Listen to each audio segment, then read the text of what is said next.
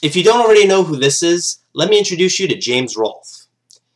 He's mainly known for his character, the angry video game nerd, where he plays these older video games and he gets really pissed off about them. I'm a big fan of his. Now, he has a wife who we never saw nor heard from until just recently. Yeah, that happy woman next to James is his wife, April. I'm not so much a fan of hers. She wrote a blog entry on the Cinemassacre website called Mrs. Nerd Speaks, where she talks about how she's been keeping a low profile and why she decided to break her silence now. She says she wanted to clear the air about James's marital status, and she also wanted to share some stories of all sorts of stuff that happens behind the scenes.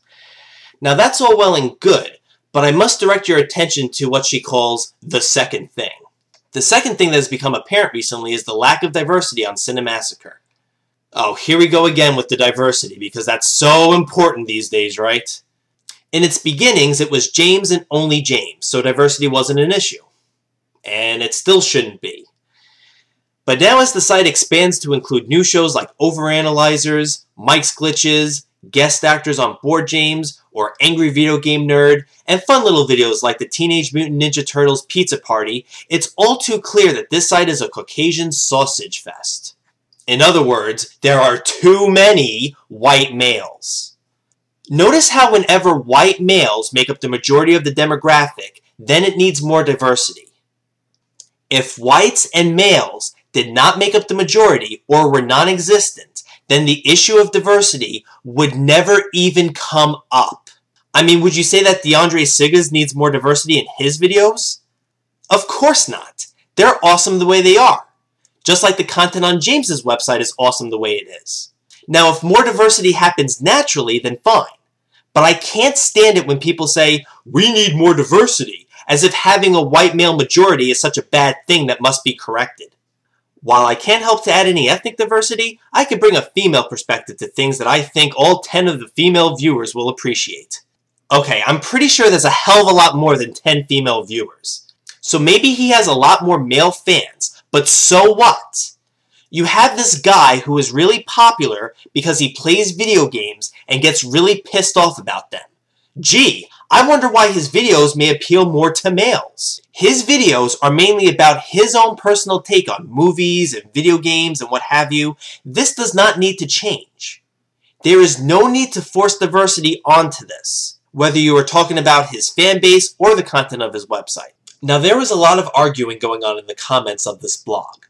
Some people, like me, took issue with what she said about diversity. Other people there were making us look like the bad guys because of it, despite the fact that April made the implication that having a lot of white males is something that needs to be corrected. I usually would read comments like, why do you feel so threatened? What are you, racist that you don't want women or people of other races to be involved? That's not the point. It's not like I'm saying this should only be for white males and no other race or gender should have anything to do with this site. My problem is that diversity shouldn't be forced just to be politically correct. And if it's so important to have diversity, how come we never hear about this issue when the main demographic is not white or male? Because diversity just means as few white males as possible, so it's only an issue whenever white males are the majority. That's the problem here.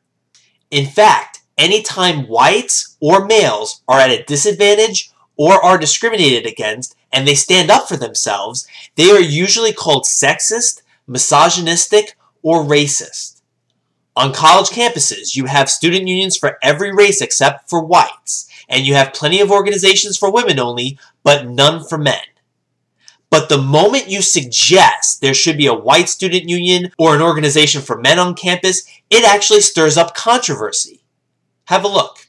College campuses have long been incubators for protest movements, places where causes of all shapes and sizes find a voice. But now one new advocacy group at a prestigious university is stirring up controversy over equal rights for men.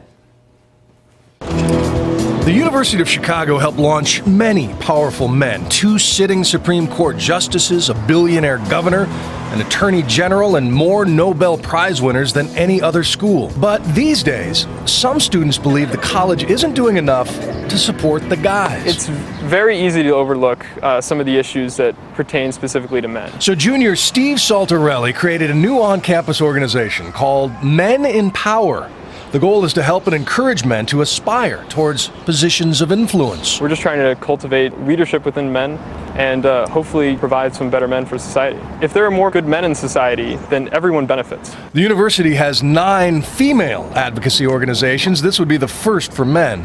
But some are questioning whether it's even necessary. Others are calling it male chauvinism. If it's a thing to put down women or to celebrate men being in power. Just because you are speaking up for men does not mean you're putting women down. This is a pro-male agenda, not an anti-female agenda. There is a difference. It's not about, as she says, putting women down. But historically, they've always been in power. Keyword here is historically. Stop living in the past. That's James's job. I don't think that's really appropriate. And I don't think it's appropriate that you can have 9 female advocacy groups, and the moment somebody comes along and says, hey, men should have one too, just one, then have the nerve to suggest that this idea is male chauvinism. It's amazing how you can have all these different organizations for women only, and in this case 9 of them, and this isn't considered sexist at all. But there is such an outrage when someone comes along to promote just one group that addresses men's issues for once. To me, the name implies male supremacy. What a coincidence. I feel the same way whenever someone says female empowerment. The only difference is female empowerment is okay, right? It's okay to have those words on emails or on flyers all around campus.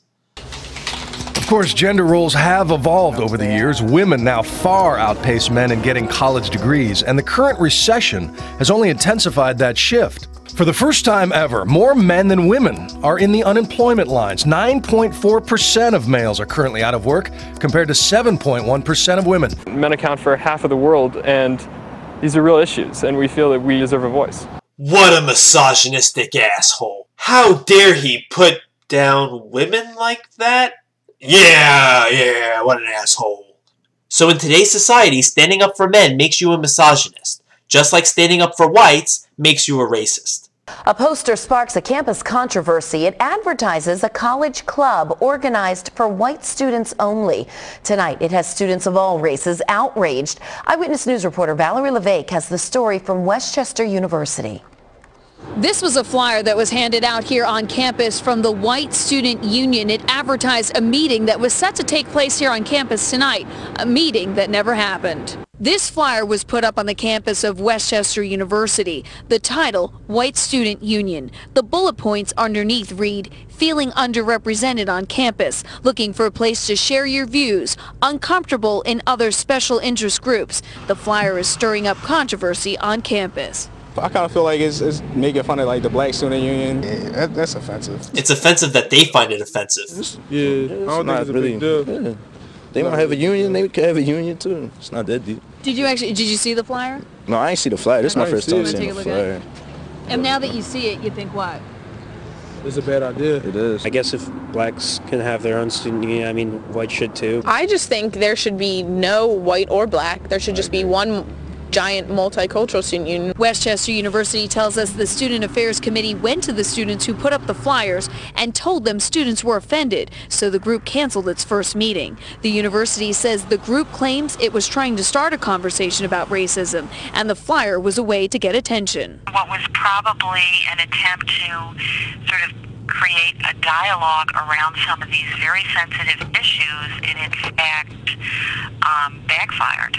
They were trying to start a conversation. This is not the way to start one. Not for me.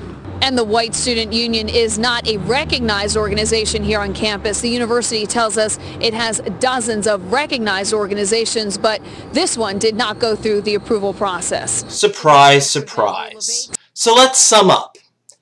If we have a demographic of mainly white males, then it needs to be more diverse. Yet, there can be organizations like the Black Student Union and women's advocacy groups, and the mere mention that there should be something like this for men and for whites, it sparks an outrage and offends many people.